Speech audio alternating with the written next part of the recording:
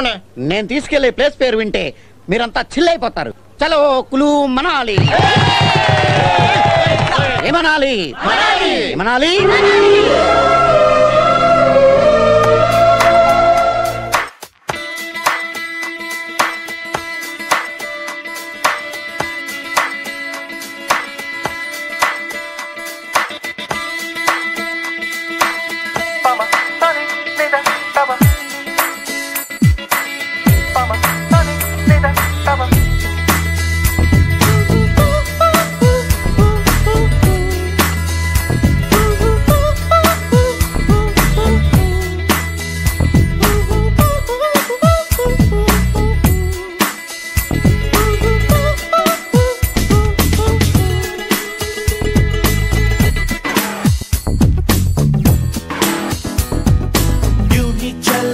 चल रही यूं ही चल रही कितनी हसीन है ये दुनिया फूल सारे झमेले देख फूलों के मेले बड़ी रंगीन है ये दुनिया दुम दुम दाना रत दुम दाना दुम दुम दाना रत दुम दाना दुम दुम दाना रत दुम दाना भैया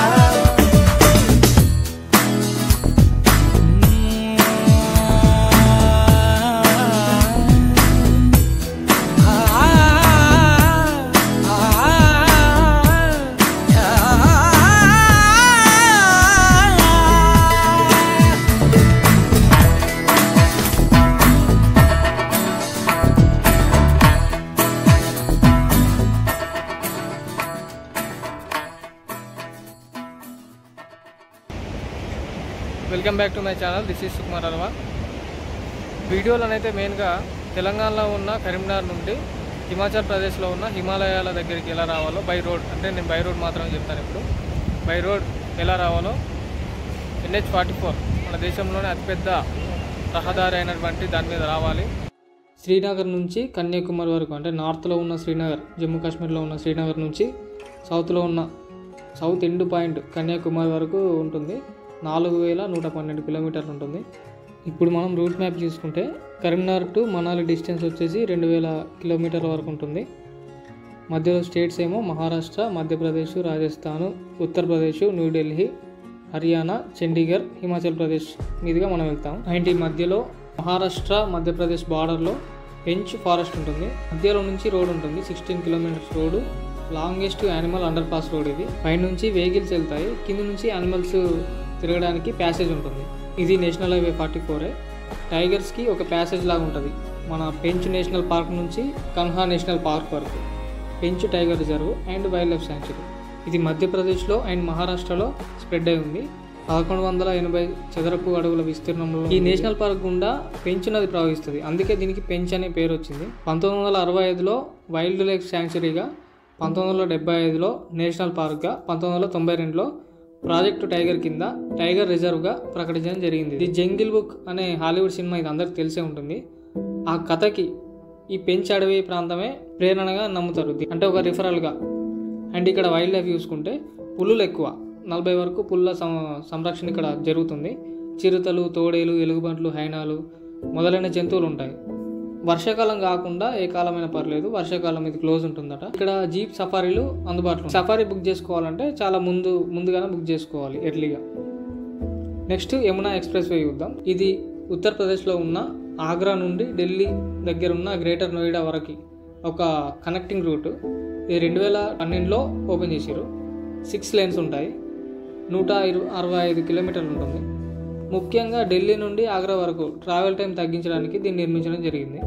మెయిన్గా కార్ అయితే కిలోమీటర్కి 2.65 పైసే ఛార్జ్ చేస్తారు. ఇది 165 కిలోమీటర్లు ఉంటుంది. అండ్ ఇప్పుడున్న రేట్స్ ఎంతో తెలియదు, అది చూసుకొని వెళ్ళాలి ఒకసారి. అండ్ ఫాస్ట్ ట్యాగ్ ఉంటే బెటర్, ఫాస్ట్ ట్యాగ్ లేకపోతే డబుల్ ఛార్జ్ అంట. హర్యానా వరకు వచ్చిన తర్వాత షిమ్లాకి వెళ్ళాలనుకుంటే టాయ్ ట్రైన్ ఉంటుంది. కాల్కా టు షిమ్లా రైల్వే రూట్ ఇది. షిమ్లాకి టాయ్ ట్రైన్లో జర్నీ ఎక్స్పీరియన్స్ చేయాలి అనుకుంటే హర్యానాలోని కాల్కా అనే రైల్వే స్టేషన్ నుండి హిల్స్ మీదుగా 96 కిలోమీటర్లు హిమాచల్ ప్రదేశ్ యొక్క రాజధాని అయిన షిమ్లాకి ఈ నారో గేజ్ ట్రైన్స్ ఉంటాయి. అండ్ ఈ జర్నీలో మనం 102 టన్నెల్స్, 864 బ్రిడ్జెస్, ఇలా చాలా వరకు బ్యూటిఫుల్ సినారియోస్ మనం చూడొచ్చు. అండ్ ఈ ట్రైన్స్కి, ఈ పాత్కి యునెస్కో గుర్తింపు కూడా ఉంది.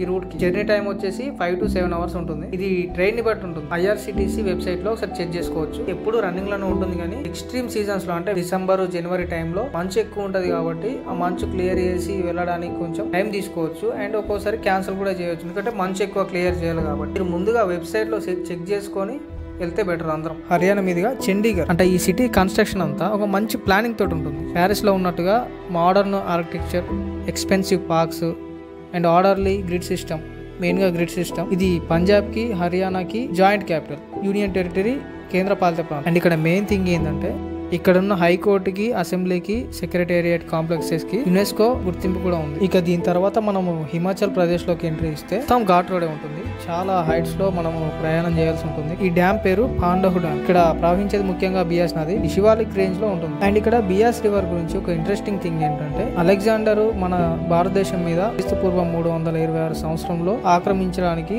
దండయాత్ర చేసినప్పుడు ఈ నదినే తన సరిహద్దుగా చేసుకున్నాడని చెప్తారు. హిమాలయాస్ లో ఆల్టిట్యూడ్ పెరిగిన కొద్దీ రేంజ్ మారుతుంది. అంటే 350 నుండి 1500 మీటర్స్లో, అంటే ఇప్పుడు మనం ఉన్నది ఔటర్ హిమాలయాస్, శివాలిక్ రేంజ్ అన్నట్టు. ఇక్కడ మంచు శాతం తక్కువ. మేజర్గా టూరిస్టు డెస్టినేషన్లు అన్నీ ఇక్కడనే ఉన్నాయి. అంటే షిమ్లా, కుల్లు అండ్ మనాలి ఈ జోన్లోనే ఉంటాయి. ద గ్రేట్ హిమాలయాస్ ఇది హైయెస్ట్ రేంజ్, 6000 మీటర్స్ వరకు ఉంటుంది. మేము వెళ్ళిన స్పిటి వ్యాలీ అండ్ ఇక్కడ మనకు అటల్ టనల్ ఉంటుంది, అదొక. అండ్ మెయిన్గా జీవనదుల పుట్టుక కూడా ఇక్కడనే మొదలవుతుంది. అంటే గంగా నది, బ్రహ్మపుత్ర, సింధు నది ఇలాంటి ముఖ్యమైన మెయిన్ నదులన్నీ ఈ రేంజ్ నుంచే స్టార్ట్ అవుతాయి గ్లేసియర్స్ ద్వారా. అండ్ ఇక్కడ నెక్స్ట్ థింగ్ ఏంటంటే టన్నెల్స్ అయితే ఇక్కడ చాలా వరకు ఉంటాయి. అంటే మనము కొండ అంచుల మీద రోడ్డు వేయలేని పరిస్థితుల్లో, అంటే డేంజర్ ఉన్న స్పాట్లలో మొత్తం టన్నెల్స్ చేస్తారు. టన్నెల్స్ అయితే చాలా వరకు ఉంటాయి, కౌంట్ చేయలేము. మన మేజర్గా ఉన్న టన్నెల్ అయితే అటల్ టన్నెల్. ఇక్కడ ఫైనల్గా మనమైతే హిమాలయస్ దగ్గర మనాలిలో ఉన్నాం. ఇప్పటి వరకు చూపించిన రోడ్ అంతా మొత్తం ఘాట్ రోడ్డు. అంటే హిమాచల్ ప్రదేశ్ మొత్తం ఘాట్ రోడే. కొంచెం జాగ్రత్తగా డ్రైవ్ చేసుకుని రావాలి. వెనకాల కనిపించే అంత రోడ్ అదే. ఇదైతే మనాలి అని ఉంది. Manali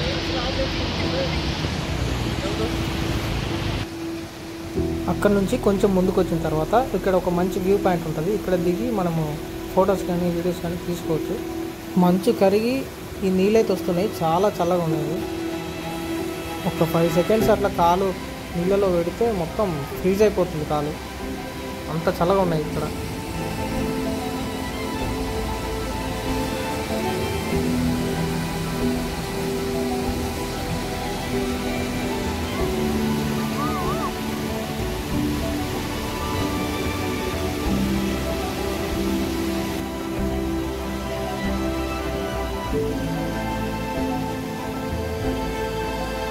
and next Solang valley. Manali తర్వాత సోలాంగ్ వ్యాలీ అనేది ఒక మంచి అడ్వెంచర్ స్పాట్. మంచి అడ్వెంచర్స్ అన్నీ ఇక్కడ మనం చేయొచ్చు. రివర్ డ్రాఫ్టింగ్స్, పారాగ్లైడింగు, రోప్ వే, ఇంకా చాలా అడ్వెంచర్స్ ఉంటాయి. ఇక్కడ మనం లైవ్లో చూద్దాం ఇప్పుడు.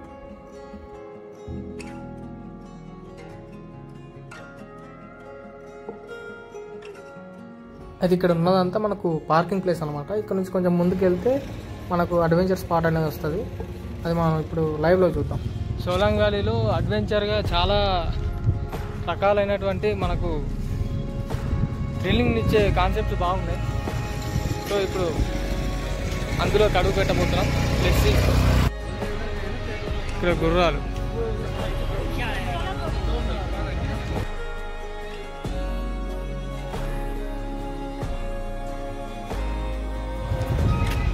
సోలాంగ్ వ్యాలీలో అడ్వెంచర్ స్పాట్ అనేది మనకు ఇదే.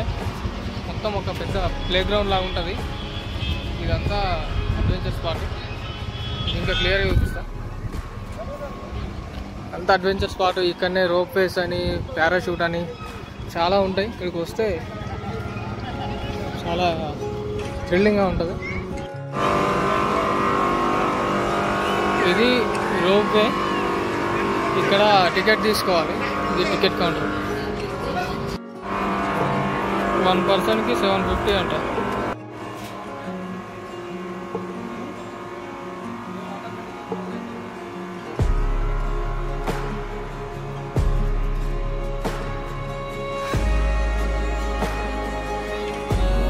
అయితే ఇవి మనుషులు లోపల ఉన్నా లేకున్నా ఇవి తిరుగుతూ ఉంటాయి, ఎందుకంటే ఆ రోప్కి ఈ బాక్స్లో అటాచ్ అయి ఉన్నాయి కాబట్టి కంపల్సరీ తిరగాలి.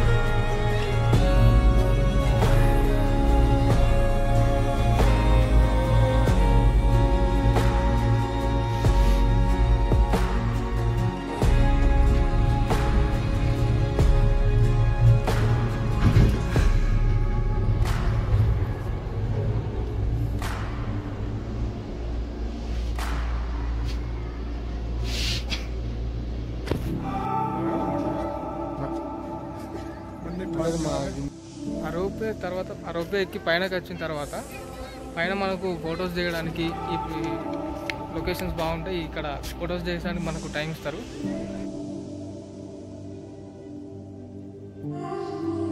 ఇక్కడ ఒక హెలీప్యాడ్ కూడా ఉంది.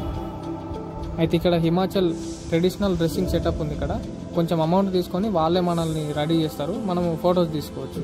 ఫొటోస్ తీసుకొని మళ్ళీ వాళ్ళకి ఇచ్చేయాలి వాళ్ళే. అయితే ఇంకొక అడ్వెంచరు పారాగ్లైడింగ్ చేసేటప్పుడు మనము చాలా వరకు వెయిట్ తక్కువ ఉండాలి అండ్ షూ కంపల్సరీ వేసుకోవాలి. ఎందుకంటే ఫస్ట్ పైన టేకాఫ్ అయ్యేటప్పుడు వాళ్ళతో పాటు రన్నింగ్ చేయాల్సి ఉంటుంది. రన్నింగ్ చేసి టేకాఫ్ అయితేనే మనం ఎగిరినట్టు, లేకపోతే కింద పడిపోతాం. అయితే ఇక్కడ కింద టికెట్ కౌంటర్ ఉంటుంది. ఇక్కడ పర్ పర్సన్కి 1000 రూపీస్ అనుకుంటా. అండ్ ఎక్స్ట్రా వీడియో తీసుకుంటే 300. అండ్ సోలాంగ్ వ్యాలీ దాటి కొంచెం ముందుకు వచ్చిన తర్వాత అటల్ టన్నల్, దీన్ని ఇండియన్ ఇంజనీరింగ్ మార్వెల్ అంటారు. ఎందుకంటే సుమారు 10,000 ఫీట్ల ఎత్తులో 9 కిలోమీటర్లు దీన్ని నిర్మించారు, అది కూడా మంచు ప్రాంతంలో. The world's longest highway tunnel above this height. అయితే ఇది కట్టక ముందు రోహ్టాంగ్ పాస్ ఉండేది. ఇక్కడ వింటర్ సీజన్లో క్లోజ్ ఉండేది, అది హెవీ స్నోఫాల్ కారణంగా. ఇక ఈ 6 మంత్స్ వరకు స్పిటి వ్యాలీకి ఈ లాహోల్ హిల్ సంబంధం లేకుండా ఉండేది, అంటే అటు సైడ్ మొత్తం బ్లాకేజ్ అన్నట్టు. ఇక చివరగా Atal tunnel north portal, south portal నుంచి మనం ఎంట్రీ ఇచ్చుకొని 9 కిలోమీటర్లు ప్రయాణం చేసిన తర్వాత నార్త్ పోర్టల్ నుంచి లెఫ్ట్ తీసుకుంటే లడాక్ రూటు, ఇంకా రైట్ తీసుకుంటే మన స్పిటి వ్యాలీ. అండ్ ఈ స్పిటి వ్యాలీ దాదాపు 4000 మీటర్స్ ఎత్తులో ఉంటుంది. దీన్ని మనం గ్రేట్ హిమాలయన్ స్టార్టింగ్ రేంజ్గా చెప్పుకోవచ్చు. దీన్ని లిటిల్ టిబెట్ అని కూడా అంటారు. ఇక్కడ రెయిన్ఫాల్ చాలా తక్కువ, ఎందుకంటే హై మౌంటైన్ రేంజెస్ మాన్సూన్ క్లౌడ్స్ని బ్లాక్ చేసి వర్షం అనేది కిందిగా కురుస్తుంది. ఇంకా ఆ రేంజ్లో అంత హైట్లో ఆ మేఘాలు వెళ్ళడం కుదరదు కదా. ఫైనల్గా హిమాలయస్లోని హైయెస్ట్ పీక్ అంటే దాదాపు మంచు ఉన్న ప్రాంతానికి అయితే వచ్చినాం. చాలా బాగుంది ఇక్కడ.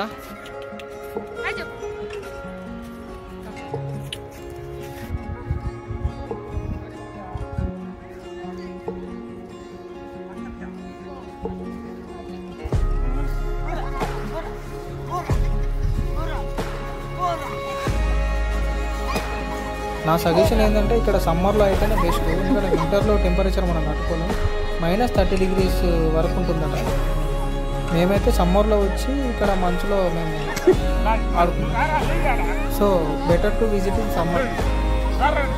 అయితే ఇక్కడ నుంచి వెళ్ళేటప్పుడు పెద్ద పెద్ద కొండలు మనకి ఇక్కడ లెఫ్ట్ సైడ్లో చూడొచ్చు. కార్లో వెళ్తున్నాం కదా, ఇక్కడ చూడొచ్చు పెద్ద పెద్ద కొండలు, కొండలు కాదు పర్వతాలు అడుగుతాయి,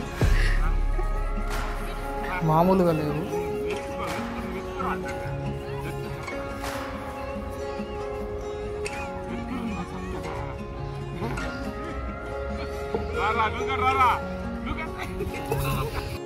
అండ్ ఫైనల్గా ఇలాంటి ట్రిప్స్కి వెళ్ళినప్పుడు ఈ చెదారం ఎక్కడంటే అక్కడ వారేయకండి, ఎందుకంటే అక్కడ ఉన్న ఎకో సిస్టమ్ దెబ్బతింటుంది. నదులను దేవతలుగా పూజించే మన దేశంలో ఆ నదులకే రక్షణ లేకుండా ఉంది మనం చేసే పనుల వల్ల. ప్రకృతికి మనం అవసరం లేదు, మనకు ప్రకృతి అవసరం. So take care of your activities.